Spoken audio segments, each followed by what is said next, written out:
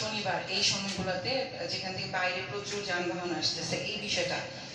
এছাড়া আরেকটি বিষয় এসেছে আশ্রয়ণ প্রকল্পে এই যে বেদখল হয়ে যাওয়ার যে বিষয়টি, আমি এসএলএমকে অনুরোধ করবো আমাদের এখানে উপজেলার নির্বাহী ম্যাজিস্ট্রেট জনাব আলামিন উপস্থিত রয়েছে, সহকারী কমিশনার ভূমি।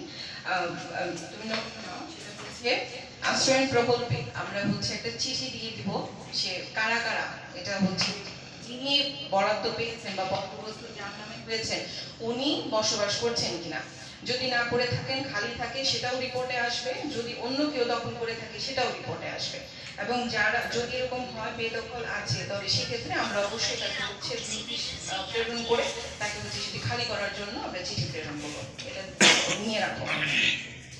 এবং আরেকটি বিষয় হচ্ছে মাদকের বিরুদ্ধে আপনারা যার যার মতন করে যে বলেছেন ইসলামী আন্দোলন বোধহয় আপনারা সভা করেছেন এবং আরো অনেক দলের আমি জানি যে আপনারা কার্যক্রম পরিচালনা করেছেন বিভিন্ন বিদ্যালয়ে।